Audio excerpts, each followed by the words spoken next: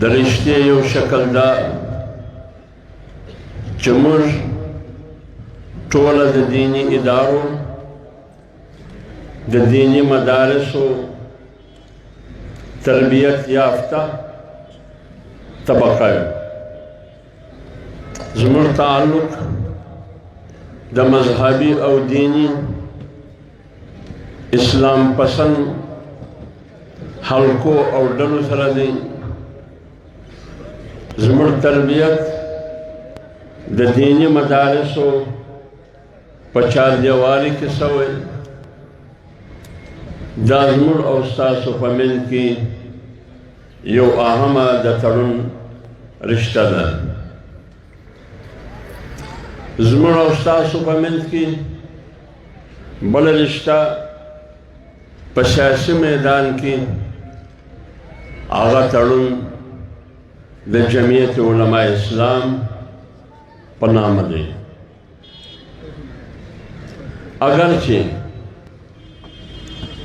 د دې نه علاوه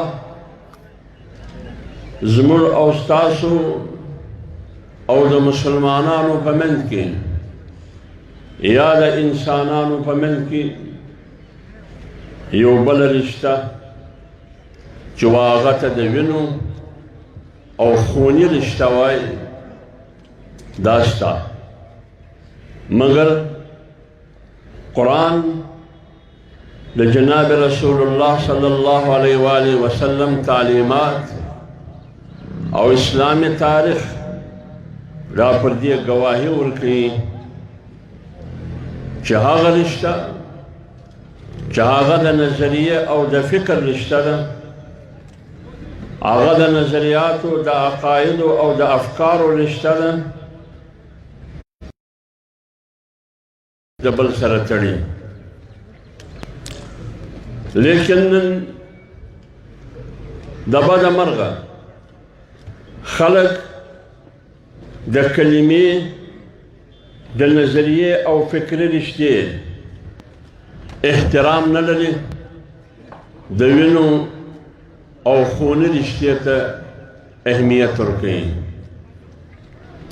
لیکن قرآن کریم اسلامی تاریخ دا د تمامو هغه رشتو چې هغه د اسلامي رشتې د کلمې د رشتې د خدا پرستی د رشتې په مخ کې رکاوټ وي، د هغو تمام رشتو تردید کوي.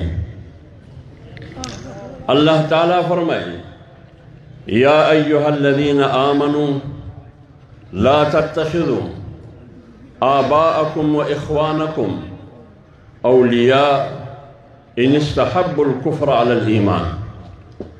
علماء کرام نوی فضلاء کزاړه علماء اکابر په دغه آیات باندې درمادي شپویلي چې په دې ځای کې الله تعالی نظریه په ګوته کوي. یو طرف ته د پلار رشته ده، بل طرف ته د ورور رشته ده. لیکن الله وایي لا تتخذوا آباءكم وإخوانكم أولياء. ایمان والاو مخاطب هم ایمان والا دي. ایمان والاو تاسو د پلار سره دوستی مکوئ، د ورور سره دوستی او یاری مکوئ.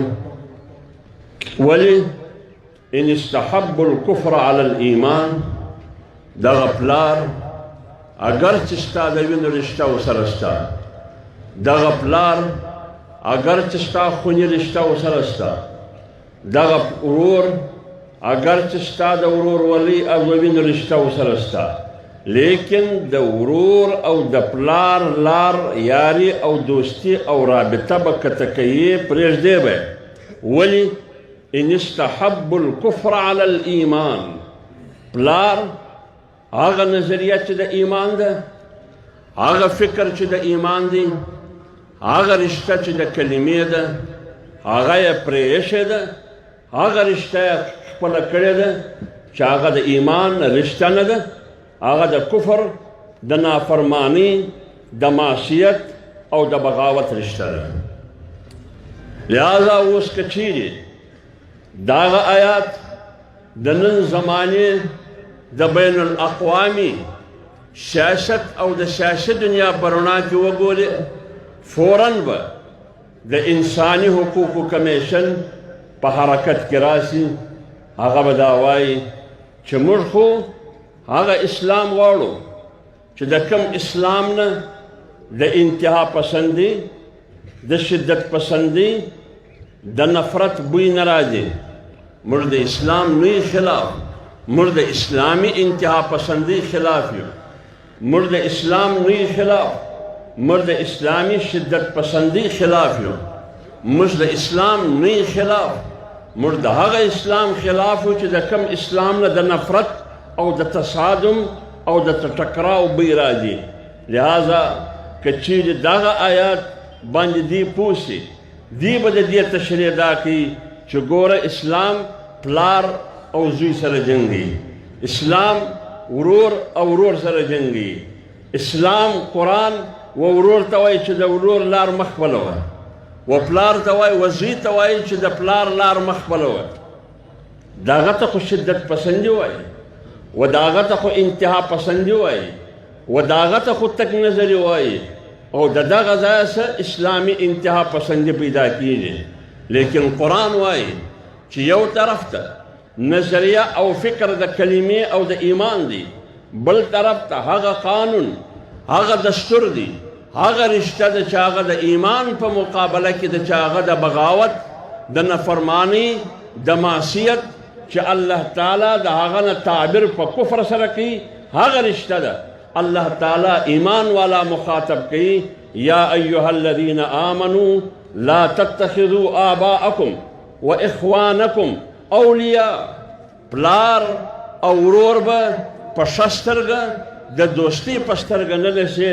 ولې؟ پلار او ورور دې د ایمان رشته پرېښې ده، د کفر او د بغاوت رشته یې خپله کړې ده. ومن یتولهم منکم فاولئک هم الظالمون. که د دغه وکړو درته لوی ظالم نشته. او که چیرې تاسو په سورة المائده کې وګورئ، علماء کرام په دې پوه دي، بلکل صیغې د هغه دي، جملې د هغه دي، عبارت د هغه دي د یهودو او د نصاراو په باره کې. یا ایها الذین آمنوا لا تتخذوا اليهود والنصارى اولیاء. ایمان والا مخاطب دي، ایمان والاو یهود او نصاراو سره یاری او دوستی مکوي. ورسته سوای ومن یتولهم منکم فانه منهم.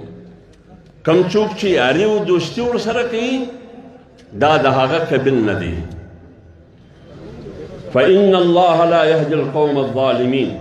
دلته هم دغه ایمان والا چې یاری او دوستی د ایمان په مقابله کې، د کلمې د رشتې په مقابله کې، د خدا پرستی په مقابله کې د یاری، دوستی، تعلق او رابطه د هغه طبقې سره ساتي چې کم طبقه ته د یهود او د نصارا په لفظ الله تعالی یادوي. دلته هم الله وایي چې دا د ظالمانو په پیرس کې دي، که څه هم ایمان والا دي. هلته پلار او ورور هم د ظالمانو په پیرس کې راوستو. ولې نظریه هغه نظریه نه ده چې کومه نظریه د کلمې او د ایمان. لہذا علماء کرام فضلا دا خبره باید په ذهن کې کښېني، که چیرې د خونې رشتې او د کلمې د رشتې، که چیرې خودپسندي او خدا پسندي، که چیرې خودپرستی او خدا پرستی، که چیرې هوس پرستی او خدا پرستی، د دې په منځ کې ټکراو رالی. لہذا زموږ ترجیح به خود پسندنی خدا پسندی وي، زموږ ترجیح به خود پرستنی خدا پرستی وي، زموږ ترجیح به د کلمې رشته د وینو رشته بني. ځکه الله تعالی فرمایي لا تجد قوما يؤمنون بالله واليوم الآخر يوادون من حاد الله ورسوله ولو كانوا آباءهم أو أبناءهم أو إخوانهم أو عشيرتهم أولئك كتب في قلوبهم الإيمان. الله وایي علماء کرام او طلباء او فضلاء په دې صيغه پوهیږي چې لا تجدو هیڅ کله نشي کېدلی، هرگز نشي کېدلی، دا امکان نه لري چې فرد او قوم دا دې پر الله ایمان لري، پر ورځ د قیامت دې ایمان لري، پر جناب رسول الله صلی الله علیه وسلم دې ایمان لري، هرگز نشي کېدلی دا یوادون من حاد الله ورسوله چې د محبت تعلق د هغه چا سره ساتي چې هغه د الله هم دشمني، د الله د رسول هم دشمني، بالفاظ دیگر د دین دشمني، دا نشي کېدلی چې یو سړی د ایمان لري پر الله، یو قوم د ایمان لري پر الله، یو قوم د ایمان لري د الله پر رسول پر جناب رسول الله صلی الله علیه وسلم، یو سړی د قرآن د ځان دپاره، یو قوم د ځان دپاره قرآن دستور د زندګي بولي،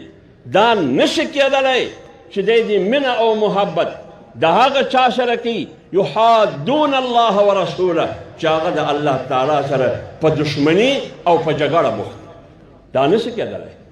سوال دا دی که چیرې دغه سړی پلارو، یو طرف ته زوی بل طرف ته پلارو، لیکن پلار د هغه قبیل شو چې یحادون چې هغه په جګړه بوخت د لوی خدای سره، د جناب رسول الله صلی الله علیه وسلم سره، د دین سره که چیرې دغه روش د پلارو، بیا به زه څه کوم؟ د پلار لار به پرېږدم؟ الله وایي ولو کانوا آباءهم، که ستا پلار وهم ته به پلار پرېږدې خو خدای به نه پرېږدې، د خدای پیغمبر به نه پرېږدې، دینی رشته او اسلامي رشته به نه پرېږدې، او ابناءهم که څه هم په رشته کې ستا زوی دغه دشمن د دین د زوی په شکل کې دا به پرېږدې، خو لیکن الله او د الله د رسول لار او هغه دین به نه پرېږدې، او اخوانهم که چیرې په وینو کې په رشته کې ستا ورور وي خو دغه ورور به پرېږدې، الله او د الله دین او جناب رسول الله صلی الله علیه وسلم به نه پرېږدې، او عشیرتهم که چیرې ستا خاندان، ستا قوم، ستا قبیله، ستا عزیزان وي دا به پرېږدې، الله او د الله رسول او دین به نه پرېږدې. الله وایي چې کله د قوم د ایمان کرایټیریا او معیار دا دی چې د الله او د الله د رسول او د دین په مقابله کې دی پلار هم پرېږدي، ورور هم پرېږدي، زوی هم پرېږدي، قام هم پرېږدي، الله وایي اولئک کتب فی قلوبهم الایمان، و دې ته وایي ایمان، و دې ته وایي نظریه، و دې ته وایي عقیده، وأيدهم بروح منه. الله وایي زما لاسونه پر دغه ایمان پراته دي، و دې ته زما تایید حاصل دي، وأيدهم بروح منه ويدخلهم جنات تجري من تحتها الانهار. دغه قام دغه طبقه به په جنت کې زما میلماني، زه به میزبان یم، دی به مې مهمان او میلمستون جنت خالدین فیها، دا به یوه ورځ نه همیشه به زما سره زما په میلمستون کې رضی الله عنهم ورضوا عنه. زه د اوس اعلان کوم چې زما د سره پسه NOC اوس لا زه ورکوم، نو ابجکشن سرټیفیکټ، لہذا زه د دن راضي یم.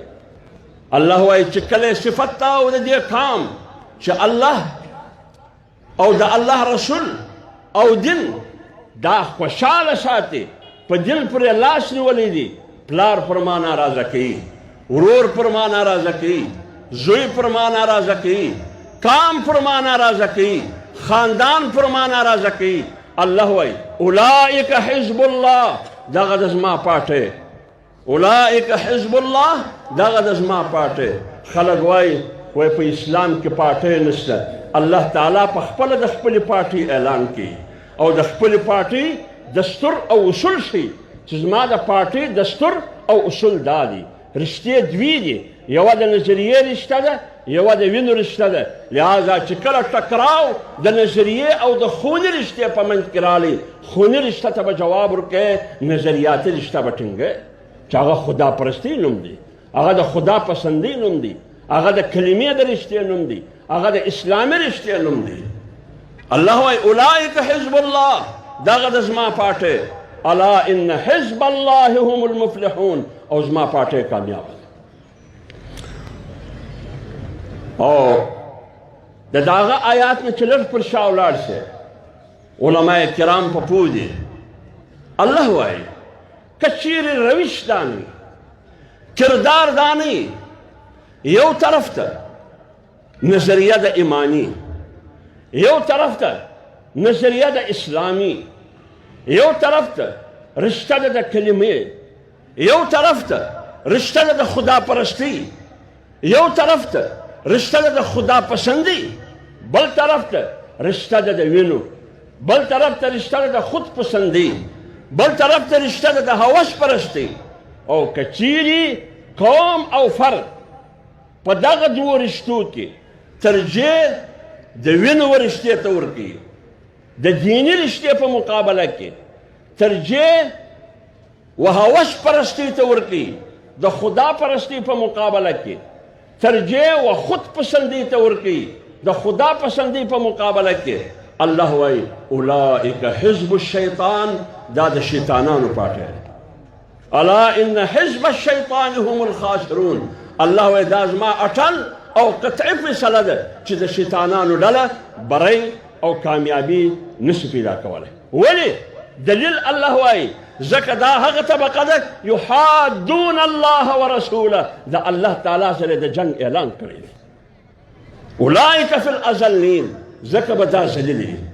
كتب الله، دا قطعي لیکلې او اټله فیصله ده، لاغلبن انا ورسلي، غلبه او فتح به زما او زما د پیغمبر یې. ولله العزة ولرسوله وللمؤمنین، غلبه به یا زما یا به زما د پیغمبر وي یا به د مؤمنانو وي، چې د مؤمنانو د زندګۍ دستور دغه دی.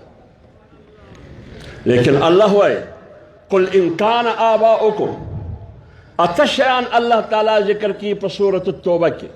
قل ان کان آباؤکم وابناؤکم واخوانکم وازواجکم وعشیرتکم واموال اقترفتموها وتجارة تخشون كسادها ومساكن ترضونها احب اليكم من الله ورسوله وجهاد في سبيله فتربصوا حتى يأتي الله بأمره والله لا يهدي القوم الفاسقين. الله وجه خلقته ان كان آباؤكم، کچیری و تا تخفل پلار، و ابناؤکم خفل زی، و اخوانکم خفل ورور، و ازواجکم یا خفل خاون یا خفل شده، سلور شیانس. ان کان آباؤکم و ابناؤکم و اخوانکم و ازواجکم، کچیری تا تا پلار، تا تا زوی، تا تا ورور، تا تا خپل خاندان، تا تا خپل شده یا خپل خاوند، سلور داس. سلور و عشیرتکم، ستا خاندان، ستا قوم، ستا قبیله، و اموال اقترفتموها، ستا دولت او ستا ترمایه، و تجارت تخشون کسادها، ستا د چین او د جاپان کاروبار چې بیریږي چې سر را کم نشي، سر را کم نشي. و مساکن ترضونها، ستا هغه ښایسته په کروړاو جوړ سوی کور چې ته هر سهار پر ګرځې، یو د میلمنو کوټه دې په کروړاو روپۍ جوړه کړې ده. دا اته شیان دي. ورته ووایه که چیرې تاسو ته پلار، زوی، ورور او ښځه یا میړه، عشیرتکم قوم او خاندان، دولت، کاروبار او ستا ښایسته کور، احب الیکم من الله ورسوله، که چیرې دا اته شیان و تا ته د الله او د الله د پیغمبر محبوب او خوښ شي، و جهاد فی سبیله، او د الله په لار کې د دین د سربلندۍ دپاره جهاد او جدوجهد کول درجه هغه تا ته خوښ شي. الله وایي فتربصوا حتی یأتی الله بامره، ووځه د مسلمانانو د صفه ستا په باره کې سپیشل فیصله کېږي.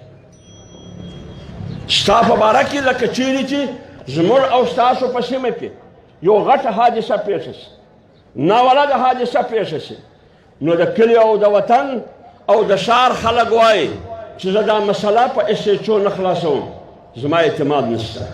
زه یې په ډي اس پي نه خلاصوم، زه یې په اس پي نه خلاصوم.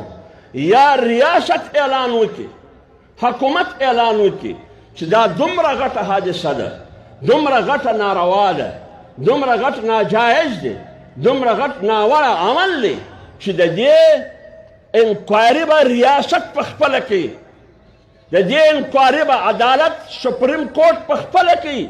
الله وایي چې کله ستا د زندګۍ روش ستا دی، الله وشاته، د الله رسول وشاته، او د الله په لار کې د کلمې د سربلندۍ دپاره جدوجهد نشته، جهاد نشته، سیاست نشته، دا یو شی هم نشته. ولې ته د پلار په محبت کې غرق کې، هغه پلار چې هغه نافرمانه دی، ته د زوی په محبت کې غرق کې، هغه چې هغه د خدای دشمن او د دین دشمن دی، ته د ورور په محبت کې غرق کې، ته د ښځې په محبت کې غرق کې، ته د قوم او د عزیزانو په محبت کې غرق کې، ته د خپل دولت د سرمایې په محبت کې غرق کې، او ته د خپل کاروبار په محبت کې غرق کې، ته د خپل کور په محبت کې غرق کې. الله دې یېره دی، د الله رسول دې یېره دی، د کلمې دپاره جدوجهد او محنت نشته. الله وایي فتربصوا حتی یأتی الله بامره، ستا فیصله به زه کوم، ته ورته لرې کښېنئ، انتظار وکړه. والله لا یهدي القوم الفاسقین، ته فاسق یې، لہذا الله تعالی هغه خلکو ته چې د الله لارې پرېږدي هغه ته قطعا هدایت نه کوي. علماء کرامو، فضلاو، ستا امتحان دغه دی، دغه دی امتحان. تاله به مختلف مشکلات مخله راځي، پریشانی او مصایب به مخله راځي، مختلف ستړي به مخله راځي، د قریبانو په شکل کې، د سردارانو د حکومت په شکل کې مختلف مشکلات به راځي. ته به څه چم کوې؟